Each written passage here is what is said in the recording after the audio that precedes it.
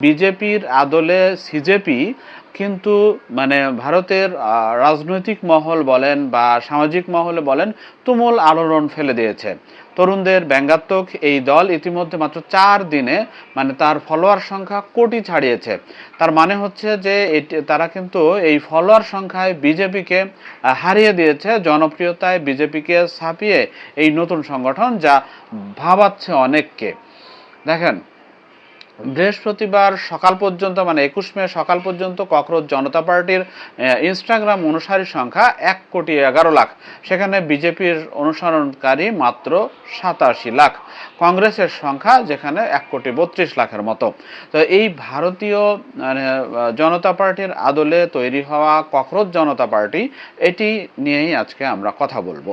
তো আপনারা হয়তো ইতিমধ্যেই জেনেছেন যে দলে দলে তরুণরা, ভারতের তরুণরা, বিশেষত যারা জেনজি যাদের তা বলা হচ্ছে, তারা কিন্তু দলে দলে যোগ দিচ্ছেন এই পার্টিতে। ইতিমধ্যেই আমরা একটা খবর দেখেছি, সেটি হলো যে ভারতের যে তৃণমূল মানে পশ্চিমবঙ্গ সরকারের মমতা সরকারের সংসদ সদস্য তৃণমূল নেত্রী হচ্ছে কীর্তি আজাদ এবং মহুয়া মৈত্রী, এই দুইজনও কিন্তু যোগ দিয়েছেন এই ব্যঙ্গাত্মক রাজনৈতিক আন্দোলন সিজেপি অর্থাৎ ককরোচ জনতা পার্টি। মাত্র 72 ঘন্টায় কিন্তু মানে ব্যাপক সাড়া ফেলে দিয়েছেন। আপনার 3-4 দিনের কথা বলছিলাম। এই এটার মানে শুরুতে জানতে চাই যে জানাই দেবো যে এইটা কিভাবে হলো। এইটা মূলত মানে অভিজিৎ দীপক নামে এক তরুণ, তার দেয়া একটা মিম পোস্ট, সেটি ভাইরাল হতে হতে আজকে এই পর্যন্ত এসেছে। সামাজিক যোগাযোগ মাধ্যমে একের পর এক মানে এই ককরোচ জনতা পার্টির প্রতি সহমর্মী এবং আগ্রহী মানুষের জবাব দিতে দিতে অভিজিৎ দীপক ক্লান্ত হয়ে গেছেন। তার একটা মজার পোস্ট অপ্রত্যাশিতভাবে একটা বড় ব্যঙ্গাত্মক রাজনৈতিক আন্দোলনের রূপ নিলে এই পরিস্থিতি তৈরি হয়।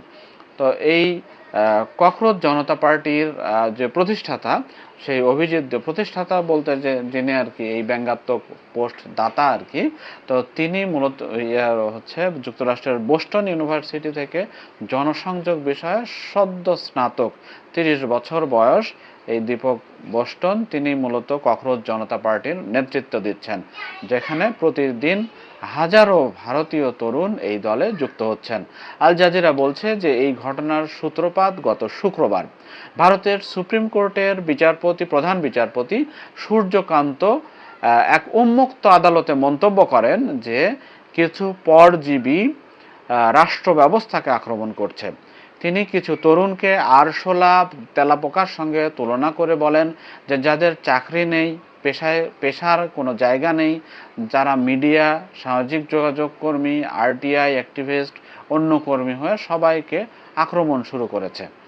তো এই যে আরশোলার সঙ্গে তুলনা তিনি করেছেন, তো এইটারই মূলত প্রতিবাদ হিসেবে অভিজিৎ দীপক, তিনি আম আদমি পার্টির হয়েও কাজ করেছেন কিছুদিন, তো সেই অভিজিৎ দীপক একটি পোস্ট করেন, মিম পোস্ট করেন যে ককরোচ জনতা পার্টি বিজেপির আদলে, বিজেপি দলের নামের আদলে ককরোচ জনতা পার্টি। তো এই পোস্ট করার ফলেই এই বুম একটা অবস্থা তৈরি হয়েছে, ভারত জুড়ে তোলপাড় সৃষ্টি হয়েছে।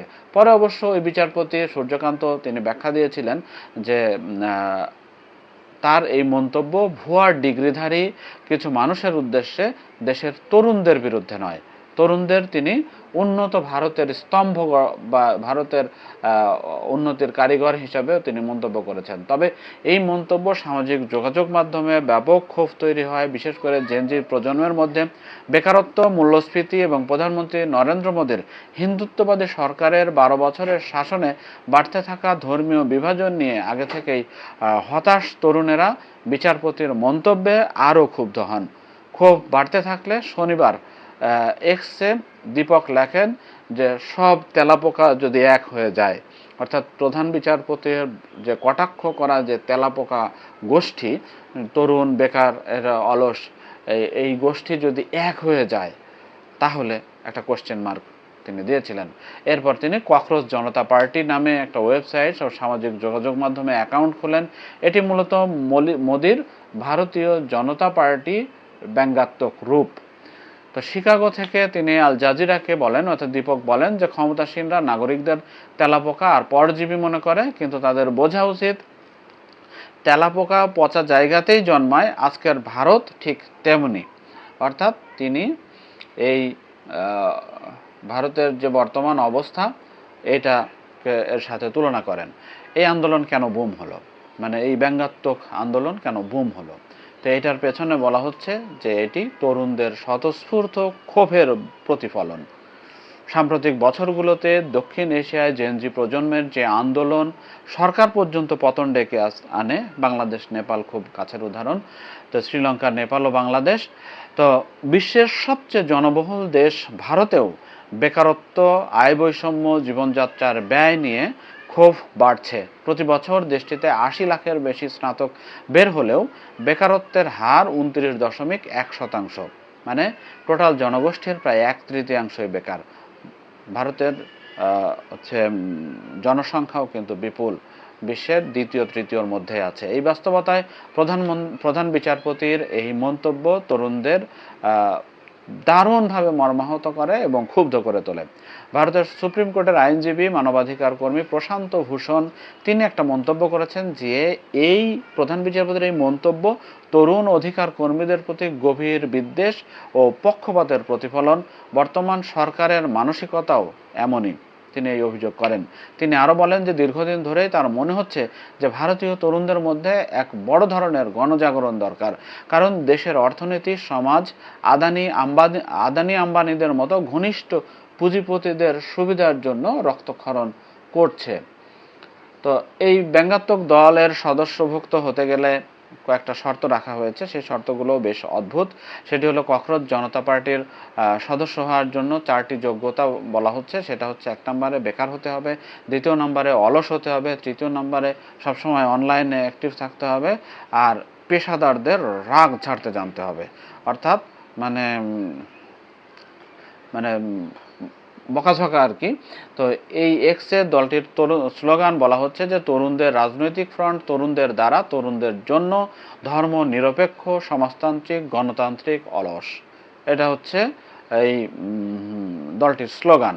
দলের ইশতেহারেও রয়েছে ব্যঙ্গাত্মক ভাষা, সেখানে ভোট কারচুপির অভিযোগ, কর্পোরেট গণমাধ্যমের ভূমিকা, অবসরের পর বিচারপতিদের সরকারি পদ পাওয়ার বিষয়গুলো নিয়েও কটাক্ষ করা হয়েছে, ব্যঙ্গ করা হয়েছে।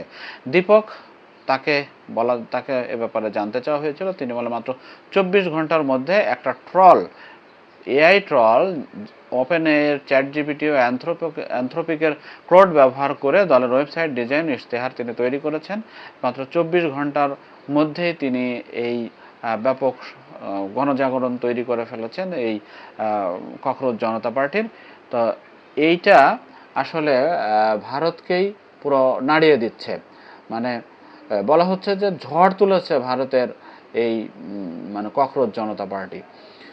তো এটি আসলে মানে কতদূর হচ্ছে এর ধাক্কা যাবে, এটি শেষ পর্যন্ত সরকার বিরোধী আন্দোলনের রূপ নেবে কিনা এটি হয়তো আরও সময় লাগবে, কিন্তু যেই জাগরণ এই ককরোচ জনতা পার্টি যেই সাড়া ফেলতে সক্ষম হয়েছে, তো এখান থেকে যদি কখনো কোনো জনরোষ, কোনো বিক্ষোভ, কোনো সরকার বিরোধী কোনো স্ট্যান্ড পয়েন্ট যদি এখান থেকে আসে, তাহলে সেটি কিন্তু ভারতের ক্ষমতাসীনদের জন্য নতুন করে একটা টেনশনের কারণ হিসেবে দেখা দেবে। তবে আপাতত মানে এটা নিয়ে মজা করছে, এটা নিয়ে অনেকে অনেক কথা বলছে, এটা নিয়ে তুমুল আলোচনা সমালোচনা হচ্ছে ভারত জুড়ে। তা এটি আসলে একদিকে যারা ভারতের সরকার বিরোধী তাদের জন্য উপভোগ্য, আর আরেকদিকে এটিকে বলা হচ্ছে যে এটি আসলে একটা তুচ্ছ বিষয়কে মানে তিল থেকে তাল করে ফেলার কোনো সুযোগ নেই, কারণ এটি আসলে প্রধান বিচারপতির একটা নিছক মন্তব্য। আপনাদের একটা তথ্য জানিয়ে রাখি, সেটা হলো যে নির্বাচন কমিশনের তথ্য বলছে যে ভারতে 2100-র বেশি রাজনৈতিক দল আছে, এর মধ্যে জাতীয় দল 6টি এবং আঞ্চলিক দল আছে 60টি, 60, আর নথিভুক্ত কিন্তু স্বীকৃতি নেই এবং দলের সংখ্যা অবশিষ্টগুলো যেটি 2050 বলা হচ্ছে। আর সিজেপির পক্ষ থেকে জানানো হয়েছে যে শীঘ্রই জেনজিদের নিয়ে একটা বিশেষ সম্মেলনের আয়োজন করা হবে। অল্প বয়সী ছেলেমেয়েদের এই দলে দলে আহ্বান জানানো হয়েছে। আর দলের শর্তাবলীগুলো তো আপনাদের ইতিমধ্যে জানিয়েই দিয়েছি। তবে সিজেপি রাজনৈতিক দল হিসেবে শেষ পর্যন্ত নথিভুক্ত করায় কিনা, তাদের আবেদন ও স্বীকৃতি মানে নির্বাচন কমিশন বা সরকার স্বীকৃতি দেয় কিনা, নাকি শুধু ডিজিটাল বিপ্লবের মধ্যে এটি সীমাবদ্ধ থাকে, তা সময়ই বলে দেবে। তবে যুব সমাজের কাছ থেকে ইতিমধ্যেই যে অ্যাটেনশনটা পেয়েছে সিজেপি অর্থাৎ ককরোচ জনতা পার্টি, তা নজিরবিহীন নিঃসন্দেহে।